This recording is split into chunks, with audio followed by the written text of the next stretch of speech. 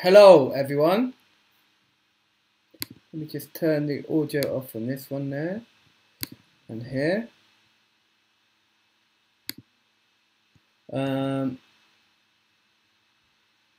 Yeah, so if everyone could just let me know that you can hear me and you can see my screen and you can hear Ableton when I play this.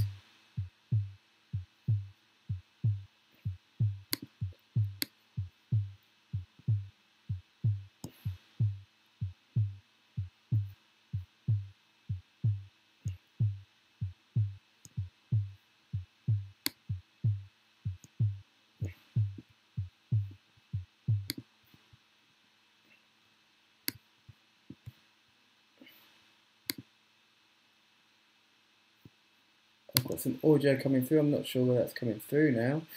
Maybe it's coming here. Let me just shut this down. Don't want to be hearing myself back. Okay, so that's great that you can hear me and you can. Yeah, it's like a heartbeat. Okay, so today, after last week's introduction, we're going to get a lot more kind of hands-on. That's annoying me. Hold on, guys. I'm just trying to work out. Everything should be muted, but I'm still hearing myself back. Let me just. I'm going to shut this completely, actually. Sorry. For now, anyway. Right, so going to carry on. Sorry, that's made me lose my train of thought there. Okay, right, let's start again. Okay, so last week we were looking at a basic overview of Ableton. Today, I'm going to start looking at a lot more practical way of making beats and maybe even jumping ahead a little bit and making a basic bass line using the same techniques. So today I'm going to be using a combination of the Ableton Core Kit, Simpler and Drum Rack to create a groove. Keep it pretty simple. First thing that I'm going to look for is I'm going to look for a kick drum. Now I'm going to find that in a loop somewhere. I'm going to isolate a kick drum from a loop. This is a technique that a lot of people use because what you have lots and lots of really cool loops out there with really cool sounds in them, and sometimes it's a bit harder to find those sounds as one shots. So using Simpler, you can find the bits that you like and kind of just chop out the elements that you want to hear and use them in your own production. So let's have a little listen. So I'm looking for something with a kick drum in it. So let's see what's going on here. Let's go drum loops, full drum loops, and then if I put this on here, I'll be able to hear it. Okay, straight away that's quite a thumping kick drum. So I'm going to grab that and I'm going to drop that into, if I click on the top of my MIDI channel there, and you say drop, it says drop an instrument or a sample here. I'm going to simply drop that into there like that, and that's going to automatically open up an instance of Simpler. So I'm just going to use these arrows here to isolate the part of the sound that I want. I'm going to put in a simple 4/4 kick in on C3 like that. And I'm going to stretch it out. Then you can hear that works perfectly already. What I don't want is that. So I want to zoom right in now. Just make sure I've got the portion of the kick that I like without any clicking. Okay, that's quite nice. And the beauty of having it laid out on a keyboard in a MIDI clip in your piano roll is that I can play it at different pitches. So if I wanted to play it a little bit, to be able to hear the notes on the piano roll by clicking on them, once again I need to hit this headphone thing here. I could play it at different pitches. I quite like it quite low down. It's quite a thumping kind of techno-y kick. So let's go with that.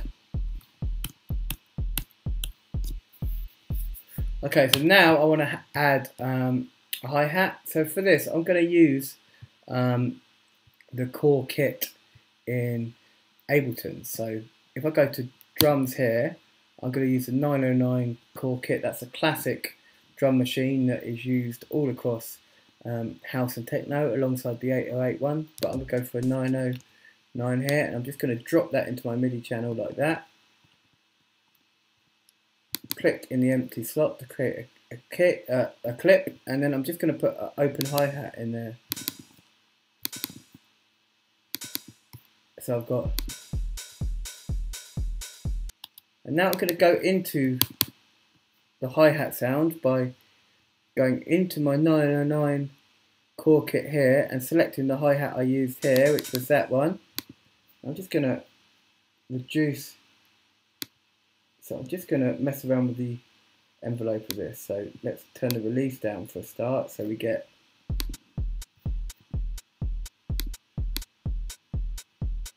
and then we can mess around with the decay. And if we wanted to, we could actually automate those things to make it a bit more interesting. So what I'm going to do here, I'm going to go into my these little arrows here. It used to be an E in Ableton 9, but now it's a little arrow in this in the clip. So I double click on the clip, and now I can go into here, and then because it's the last knob that I've touched, it's automatically gone into my envelope. So if I want to make one of them with a bit more decay, I can then add it like that.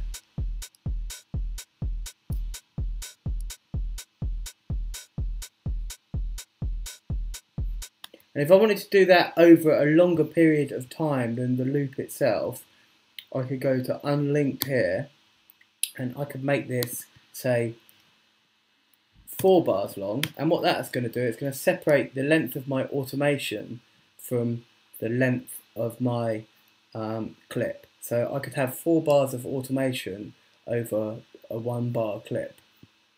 So I'm going to just copy this out here so I can quite easily, and another thing to note is that your envelope works in a different way if you use the draw thing there. If I put the little pen on, then I draw my envelope like that.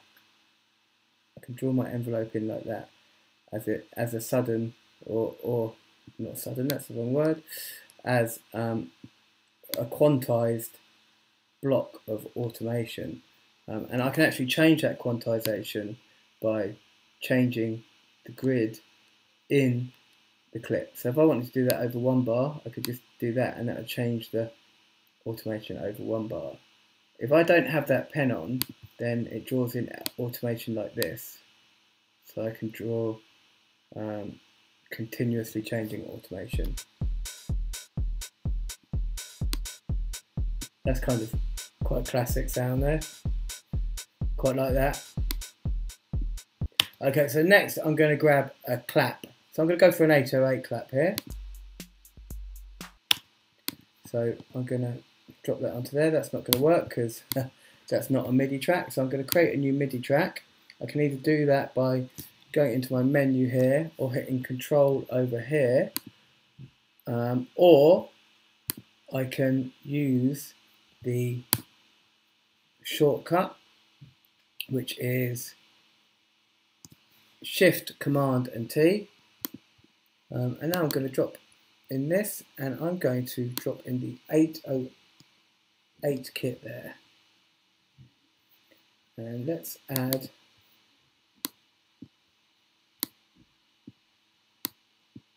.808 clap, or maybe I'll put another 808 kit in there because maybe I'll put a tom groove in there as well. So I'm going to add 808 clap here.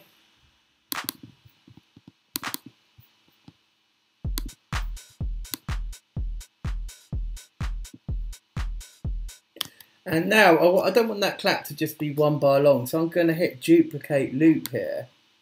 So I'm going to make this a 4 bar variation. I'm just going to add another clap in there like that.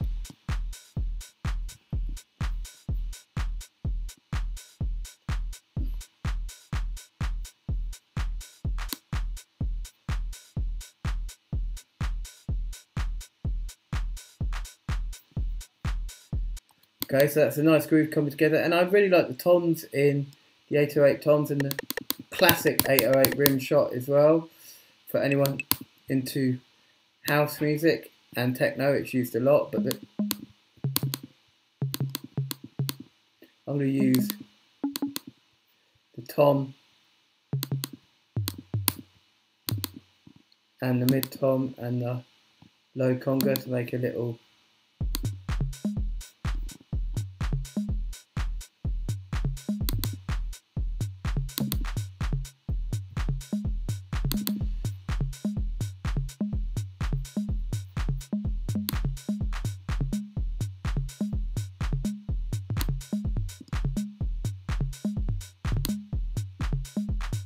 Okay, now I'm going to mess around with the velocity of these hits just to make it a little bit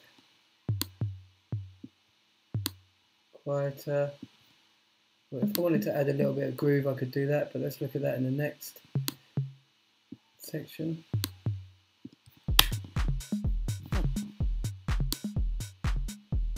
Okay, so we've got a nice little groove beginning to take place now.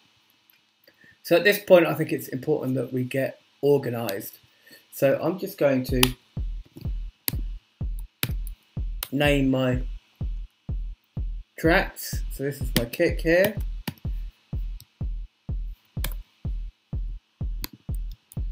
So Command and R is rename.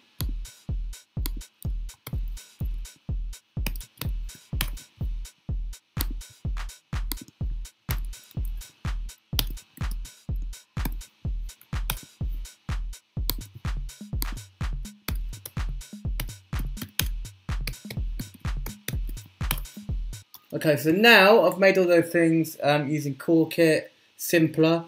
Next I'm going to build my own drum rack. So I'm going to think about some sounds that I want to work together in one track. So I'm going to go to Insert MIDI track here.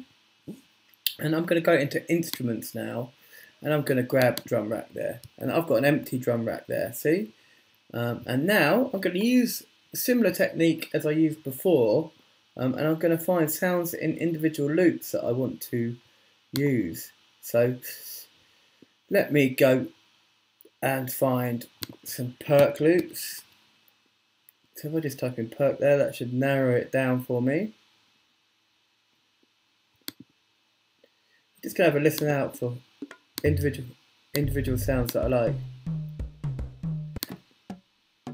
Okay, so maybe that one.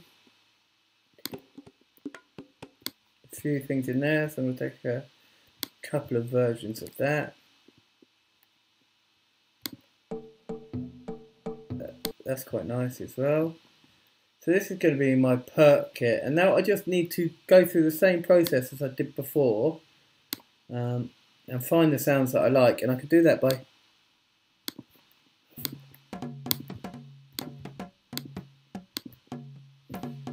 hitting the play button here. Will trigger it.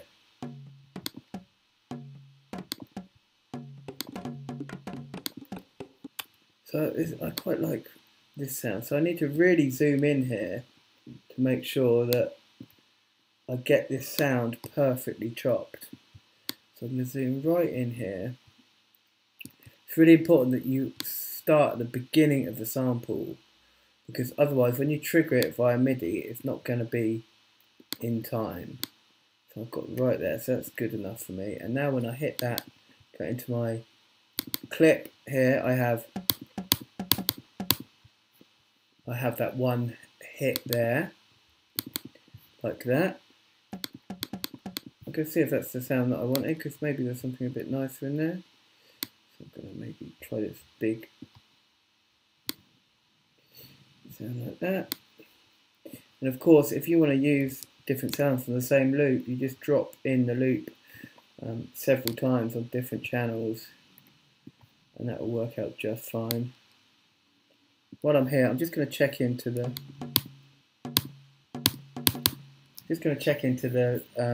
YouTube chat, make sure everything's going fine.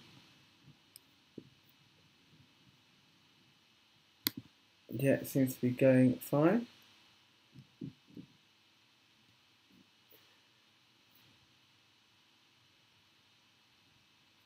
Okay, right, everything seems to be going fine in there. Good. Okay, so let's get back to this. So now I'm just going to have a listen to this. Okay. So I need to edit that sample a little bit.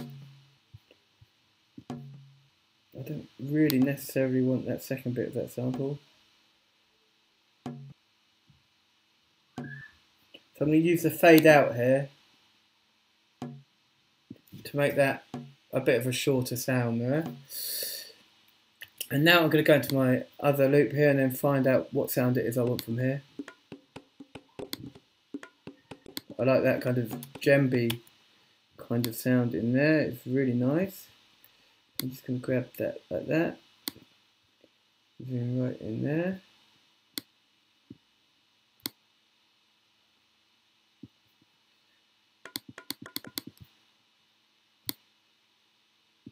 Zoom more. So I just want to make sure that I'm not chopping anything off that.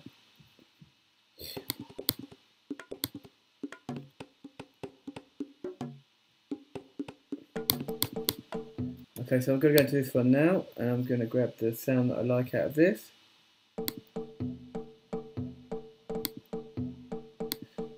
I quite like that ringy, that kind of ringing sound, so I'm just going to get that first sound in there once again. Zoom in.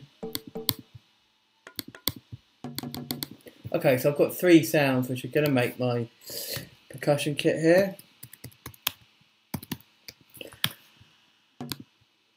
So now let's listen to the rest of the track.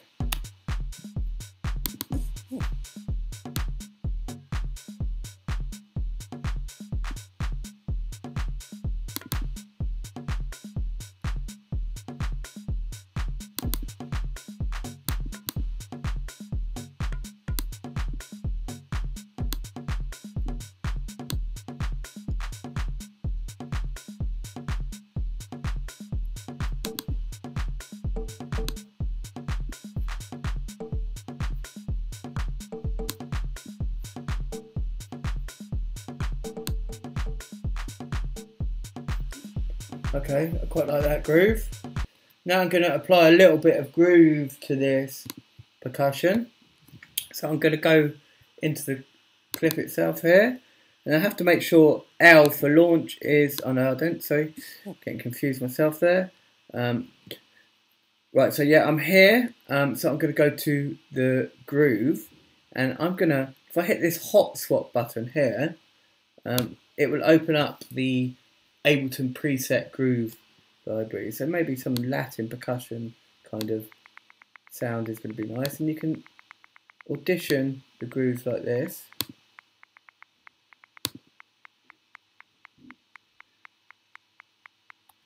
And I'm just going to drop that in.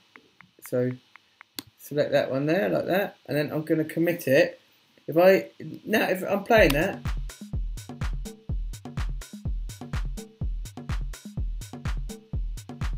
I can still hear the groove on it, but it hasn't actually affected the MIDI yet. So if I want it to affect the MIDI and I want to be able to edit it, I hit commit there, and then you can see it should have shifted my MIDI notes a little bit, and in some cases the velocity as well a little bit, which it has done.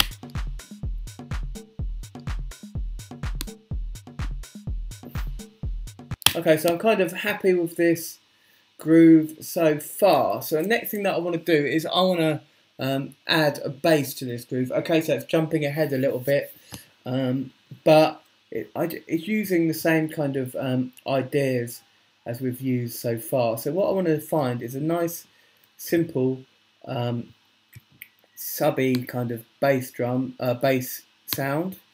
So I'm going to go into my samples again. And I'm just going to type in bass. I'm going to look for a nice bass loop here.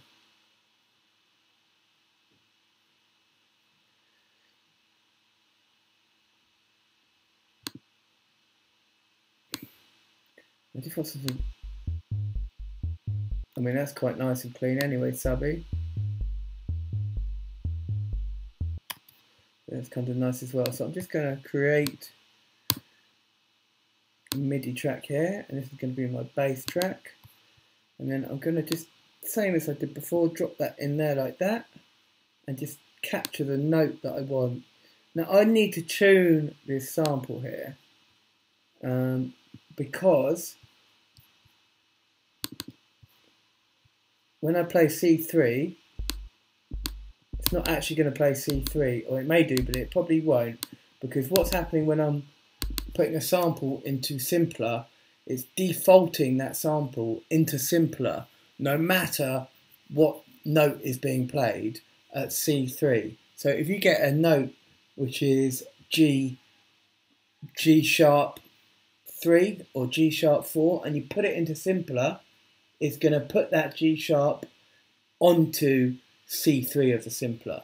So everything you put into simpler defaults onto C3 regardless of its actual pitch. So I can actually use tuner here. Hopefully it's going to work. It doesn't always pick everything up, but for a simple sound like that, it should pick it up nicely. Fingers crossed. So if I go into tuner there, I press what I've hit at C3. Okay, so that's playing G. So when I hit C3 on this, that's going to play G on the note. So I simply just need to go into the controls of the simpler. I just need to either transpose this up 5 semitones, so it's C. So when I'm pressing C on the keyboard now, it's playing the note of C. So now I can just make a bass line, a nice simple bass line in step time. So let's have a listen.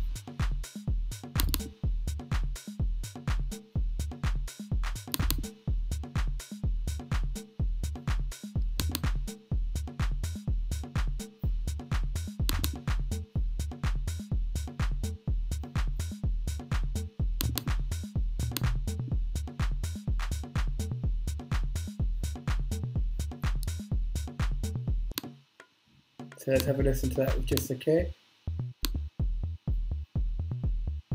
Okay.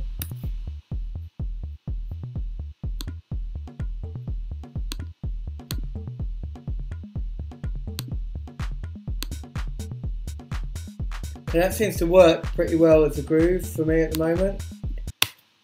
Obviously it could do with some tweaking, but that's going to be a little bit later. So the next thing that I want to look at is I just want to look at slicing drums to MIDI. So we've got all these nice kind of elements. So I'm just going to find a nice loop that I can layer over the top of it and then mess around with that. So we've got this, so maybe I'll get a break beat would be nice. Let's see what we've got here.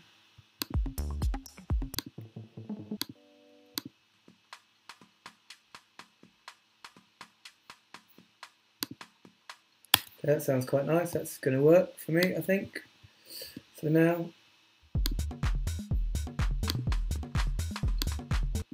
apart from it's not in time at all, so that's going to make things annoying.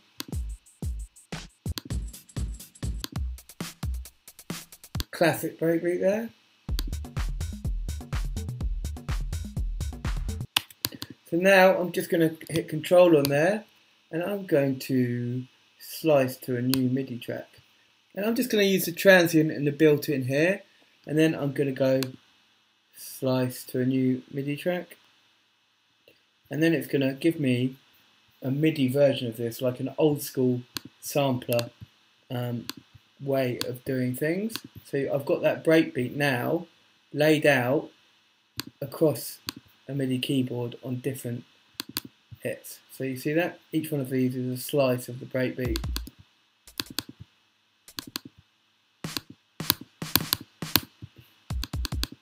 So now if I play this, it will be exactly the same as the breakbeat, nearly anyway.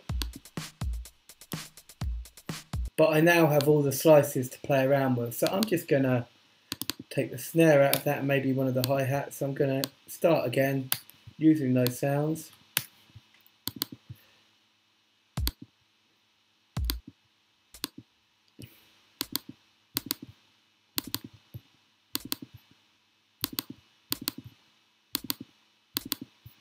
Right.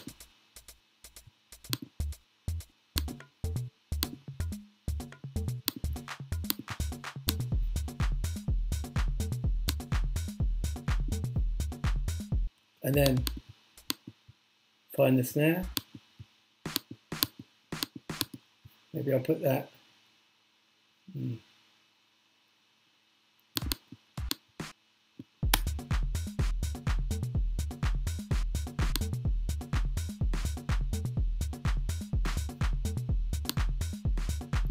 And then I could maybe, yeah, no.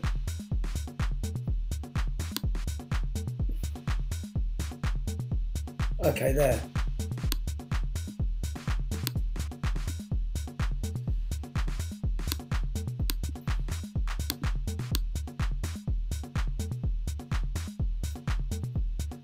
Okay, so we've built a basic groove now using simpler drum rack, the core kits, and we've sliced a beat to MIDI. So now I'm happy with that. Something that's really, really important on this course is collecting all and saving.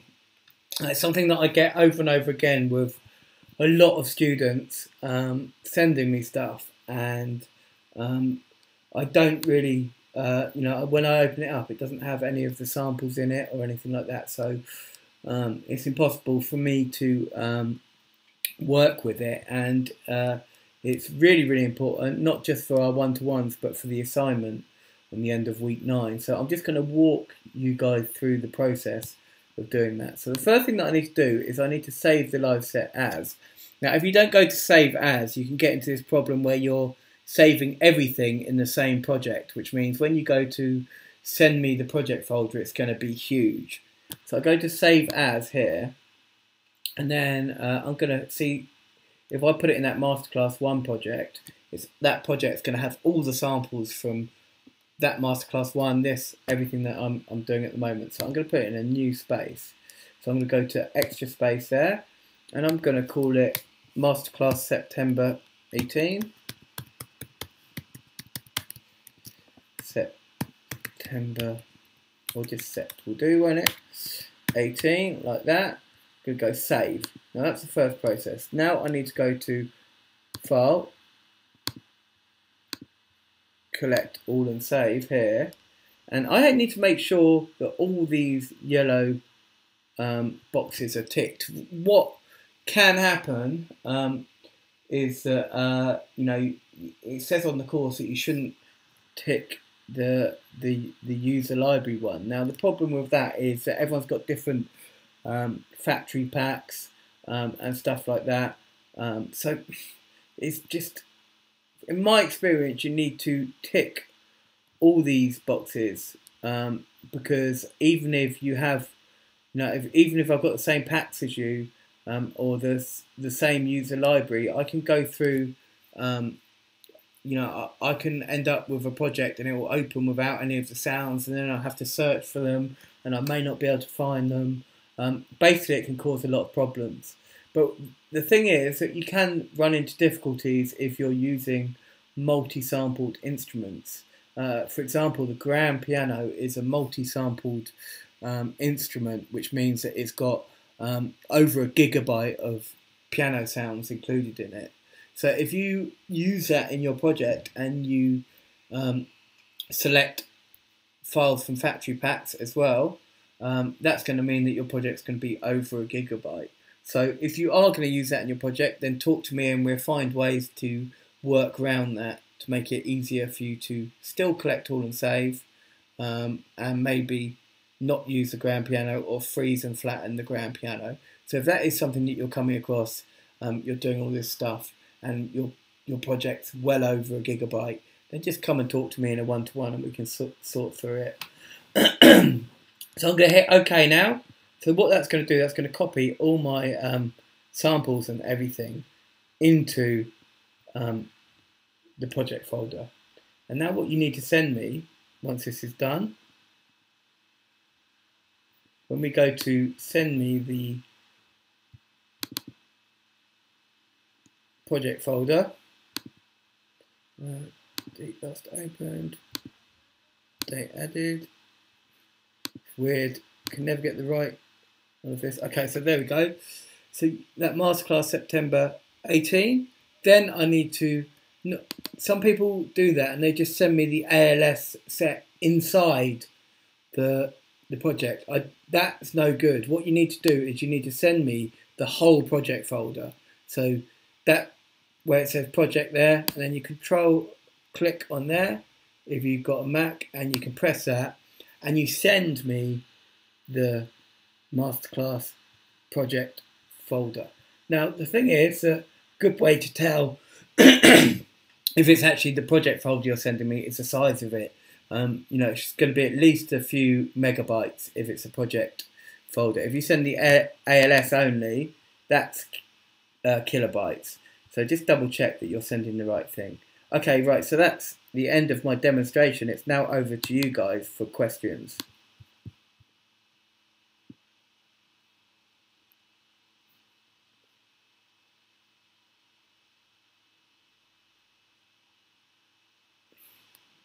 Okay, so let's see, back the first questions. Okay.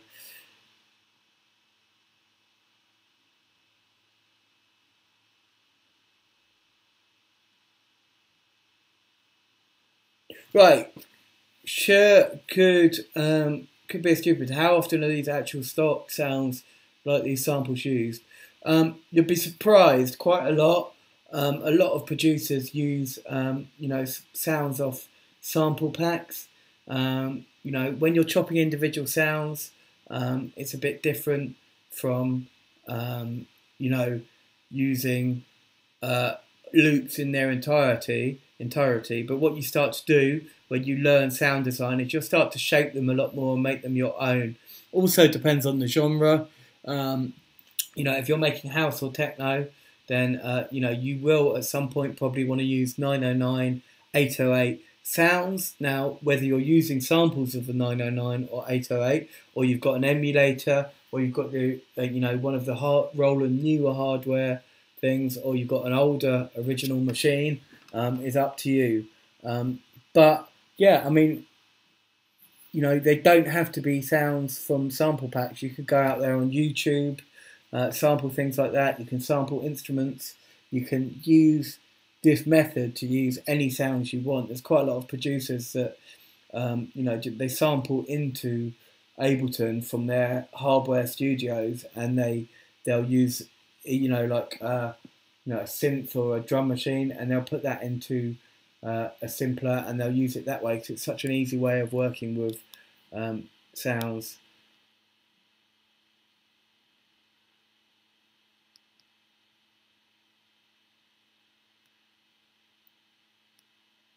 Oh, thank you. Vasco's already answered that in a much simpler, easier way.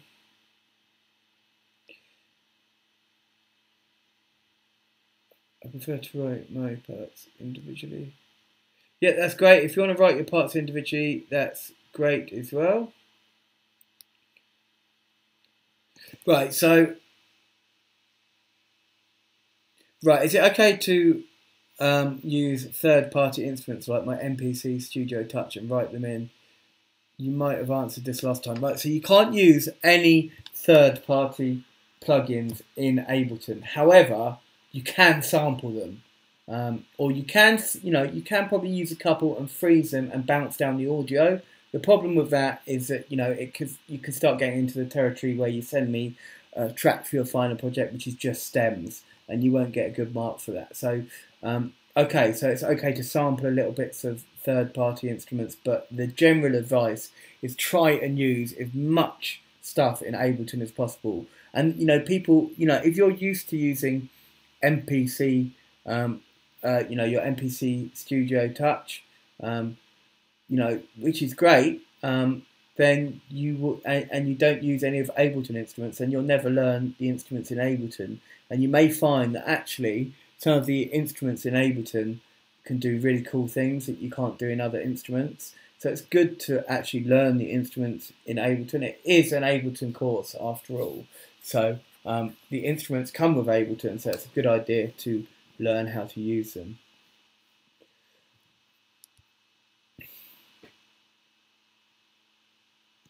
For us, do we create the drum loop using all the different ways of creating one? Right, so one assignment is a written piece. So you're talking about, and it's actually changed this year, this term, sorry, and that kind of threw me out a bit.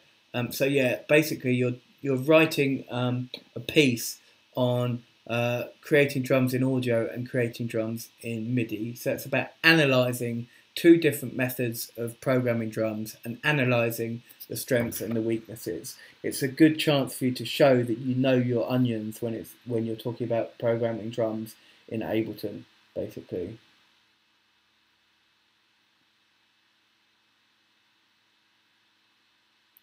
Yep, you're allowed to use samples that you have in your own library. You can use any third-party samples. I think there's a thing there where it says don't use sample packs. I think what it's really referring to is don't make a whole track out of loops and sample packs. If you're going to start, isolating individual sounds and using them in your own simplers or drum racks, it doesn't matter where those sounds come from. They can come from sample packs, they can come from YouTube. You can get a microphone around your house, start making things that way. It's really, really up to you how you get those sounds. What I'm looking at is whether those sounds work within the music you're making and how you're using MIDI to make those sounds into your own compositions.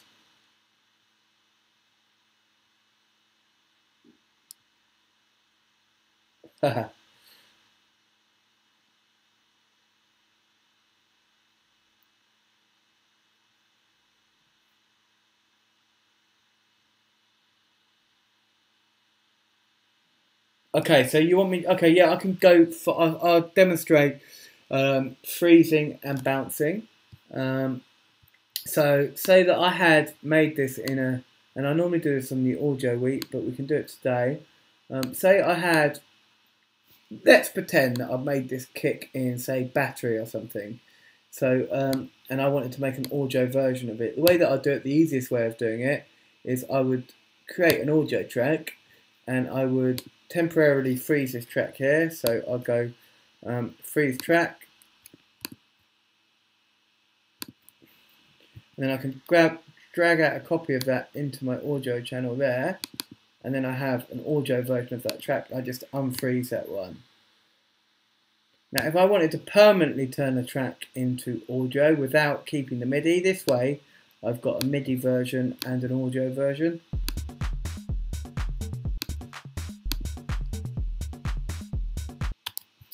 I've got a MIDI version and an audio version here.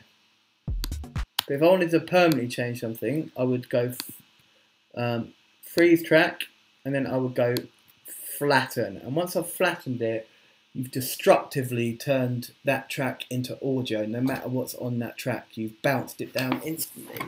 Now, you have to be careful, and I would always recommend you make a copy of the track before you do that, because if you're doing something in MIDI or you've got loads of effects, you're going to lose all control over those effects, and you're going to end up, as soon as you save your project, you're going to end up with something that's permanently been rendered as audio. So I wouldn't recommend doing it unless you're 100% sure that you want to permanently turn that track to audio. And if you are doing it, and I would tend to make a copy of it so you've got the original instrument as well. Also, if you're freezing stuff in your project for your assignment and you want to freeze it but you want to show me the MIDI as well, I would make a copy then as well so that I can see so I can see that you can do that.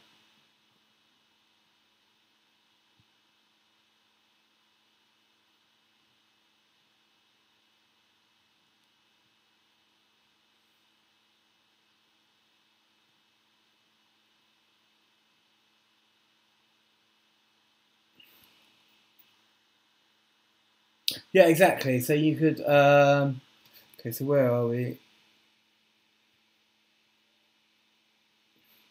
I have a bunch of pads. So yeah, if you're using video, you can either use like a download MP3 site. There's a couple of good ones which will do higher quality versions, or you can use Soundflower to record the audio directly into Ableton and sample it that way. So there's a couple of ways of getting the audio from video into Ableton.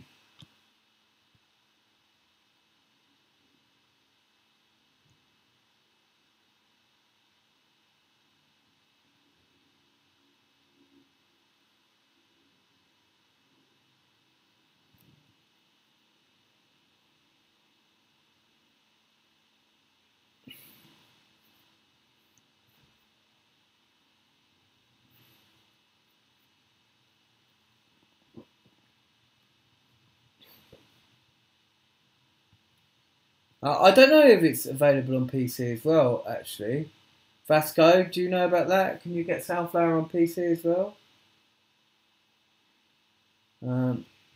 But even if you don't, sometimes sampling audio directly can be cool. But if you're looking at a really long video and you don't want to have to wait, I would tend to find an MP3 converter, and that will just turn your if you can get one that's high bit rate, that will just turn your video into a good MP3. And you're looking at YouTube anyway, everything that you sample off YouTube is going to be a bit lo-fi anyway. So the fact that you're going from AAC to MP3 isn't going to make that much difference, because it's going to be pretty raw and lo-fi anyway.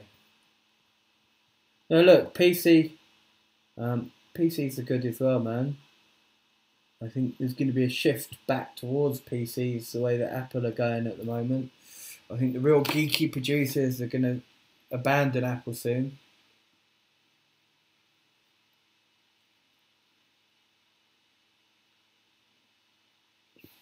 Yeah, exactly. Like if you're using a sample off YouTube, then you're not looking for like super high quality. It's going to be a bit raw. It's going to be a bit rough around the edges, and that's part of the charm normally of using that kind of sample anyway. Um, so I wouldn't worry about the quality in the first place is not going to be amazing anyway.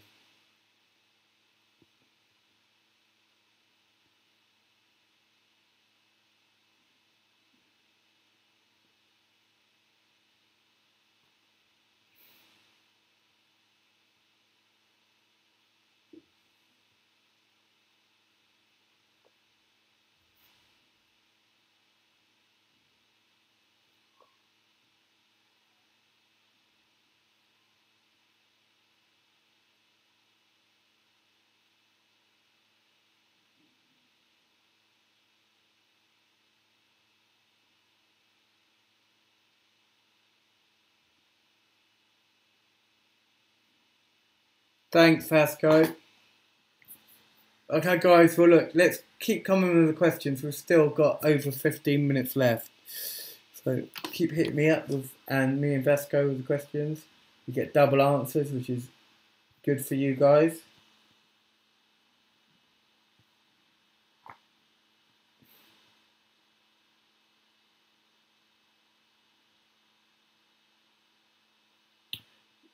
Yes, it is, mate. Sorry, Michelle.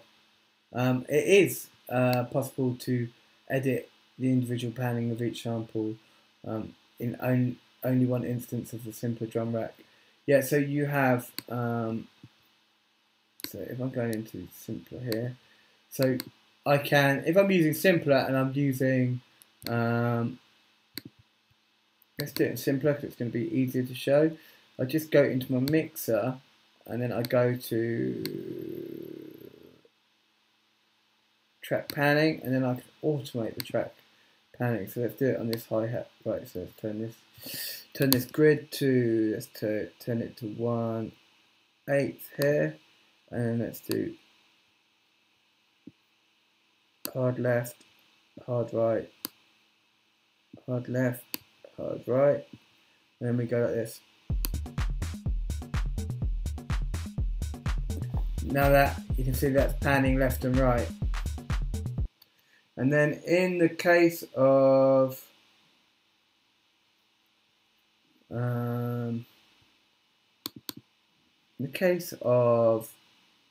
our percussion kit, where we've got the individual sounds in simpler, we have each one of these samples has a control on it as well. So we can pan this left and right as well, and we can either do it like that. So that's going to pan that sound hard right, or we can actually automate that as well in the same way, which means that we need to go into a little bit more complicated here. So we go to drum rack, LA percussion, and then we go into there, and then we go to pan there. So it can be a little bit harder to find these things when you're talking about a drum rack, but it is, of course, possible.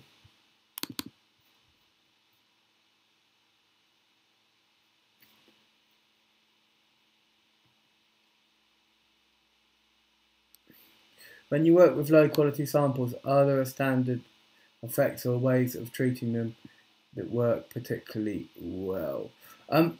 Well, the thing is, when you're working with low quality samples, you're kind of doing things to be lo-fi on purpose. So sometimes I would degrade them even further.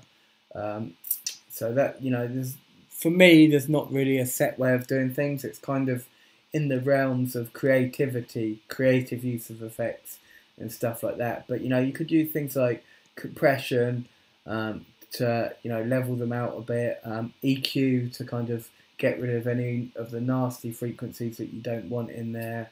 You could, you know, draw clip automation to get rid of some of the noise. So there are certain things you can do to kind of clean them up a bit as well. When would you want to use simpler versus sampler? Okay, so simpler is a great, easy to use, simple sampler. So for most instances, simpler works very well. But if you want to, you know, get some more kind of in-depth sound design, or you want to multi-sample, or you want to do anything that kind of takes sampling to the next level, then you'll go to sampler. Sampler for me is like a fully fledged end of the 90s Akai sampler. So you've got loads of control. You can automate a hell of a lot more stuff. You can use LFOs on different things. You can multi-sample. You can have zones.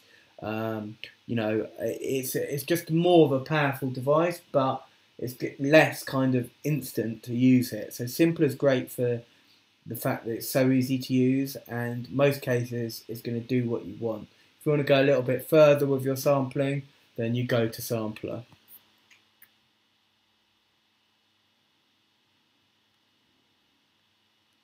Yeah, so Simpler's got warping now as well. It's really cool. If I program every part of the assignment myself, will that give me a good grade? Well, it depends how you program it. You have to kind of program everything yourself anyway. You can't use loads of loops. Let's put it this way: if you use loads of loops and you don't program anything, you'll get a very bad grade. So you have to program everything well to get a good grade. Can you use multiple envelopes on one simpler rack? No, you can use multiple envelopes on everything.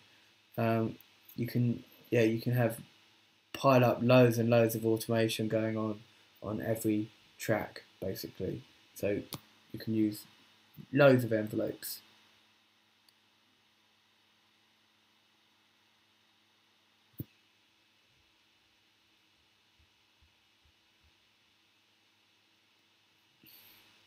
Nice one, Marcus.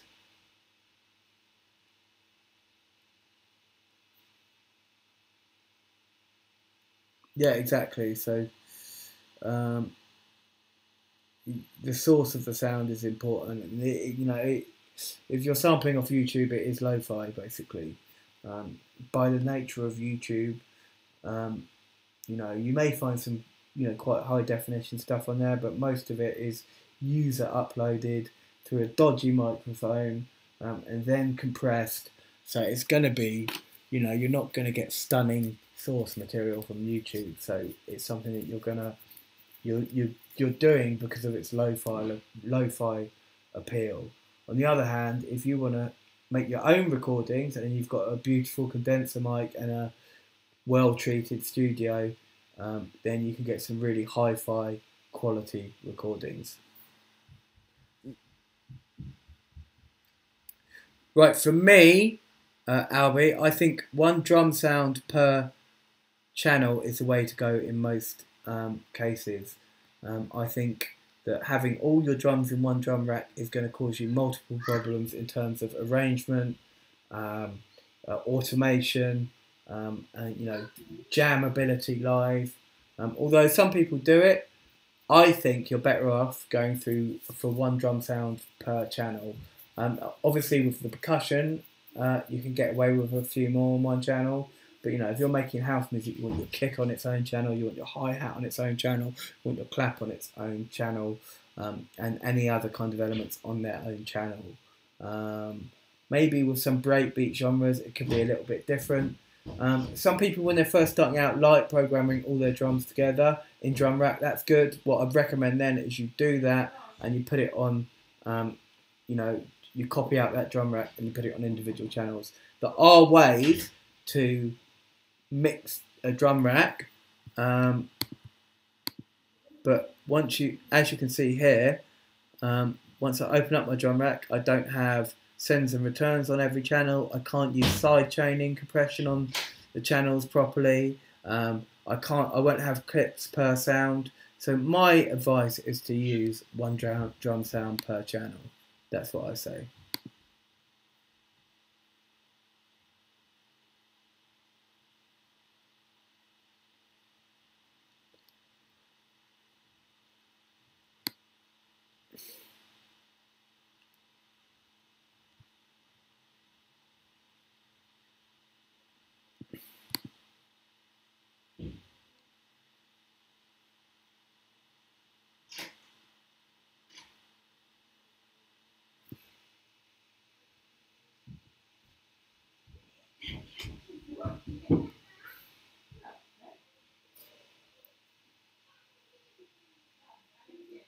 It does depend on the genre as well. I mean, but my advice is, if possible, one drum sound per track. It's going to make things a lot easier in the long run once you get into automation and that kind of thing as well.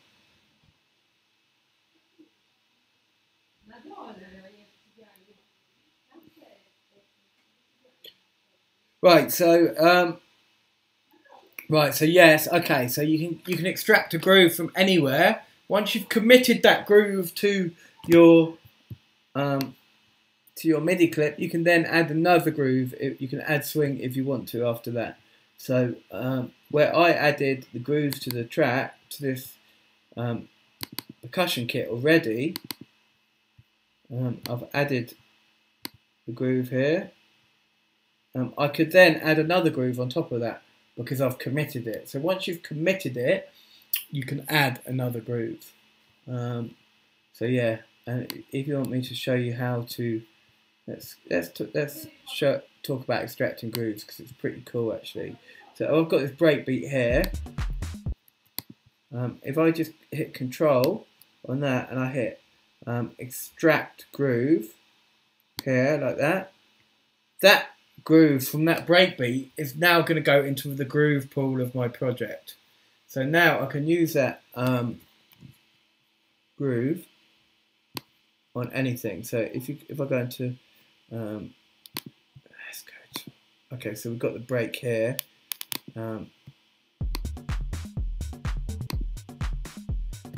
My bad habit is soloing everything. Don't copy that, guys. It's a very bad habit. I've always done it. It's not advisable.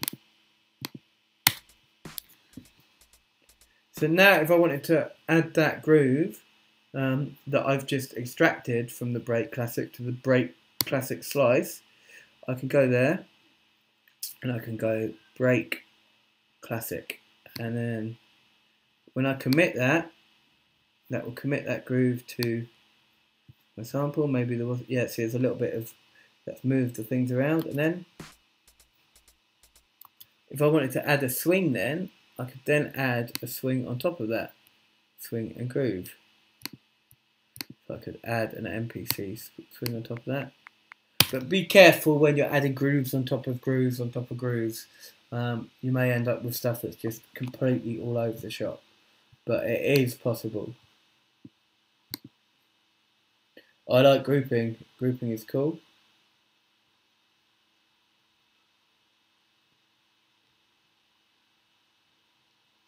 Okay, so Carl asked us, can you give some controls in the MIDI clip and give some quick tips? I'm afraid we have 5 minutes left, so that is going to be another another lesson, I'm afraid. You know, it's a bit advanced as well. I did cover it very slightly today, but you know, let's open up for some questions which are more on topic today.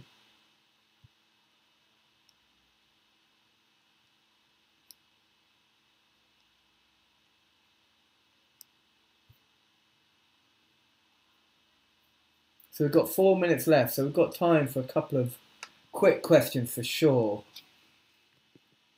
Kind of on topic, quick questions.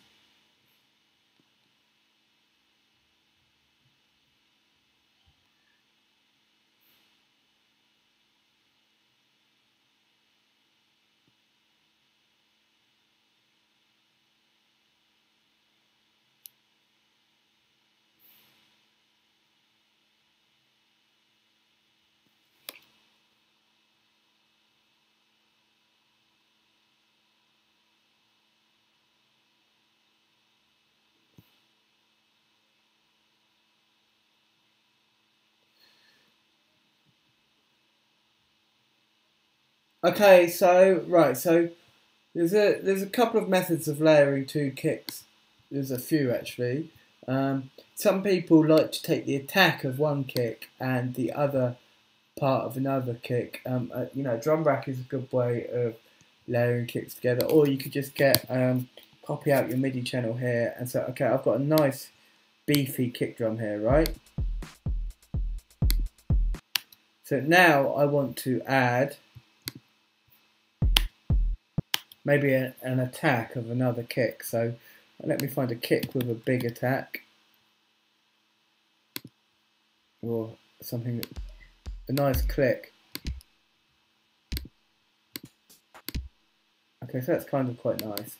So I can drop that into there like that, and then I can just see they're flamming a bit there, but if I just take that for, I'm just adding that to it there.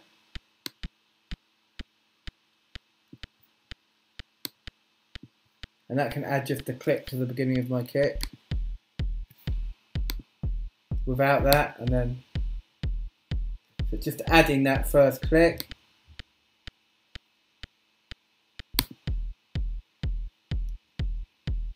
That's one way of layering kicks. The other way is to get two kicks that kind of just really complement each other, working together. Sometimes you'll layer two kicks together and they'll phase each other out just because of the way the kicks are. Other times you'll put two kicks together and they'll just give you a real fatten up. The other way to do it is obviously to EQ all the you know, bottom end out of one and keep the top end of the other. So if it's these kicks here, I would just get an EQ like this, EQ 8.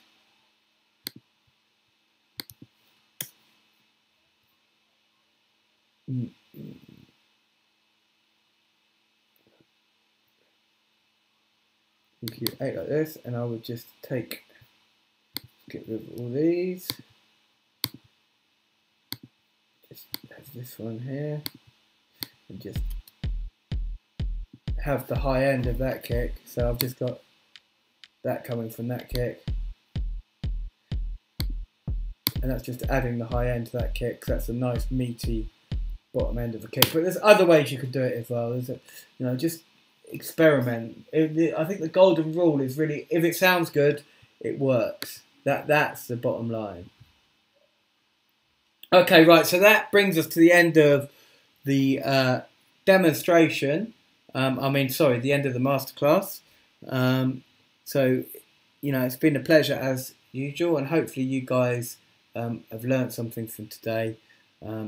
And I'll see you soon. Take it easy. I'll either see you in your one-to-ones this week, or I'll catch you in next week's masterclass, which Vasco will be doing. So peace out, people, and I'll talk to you very soon. Yeah.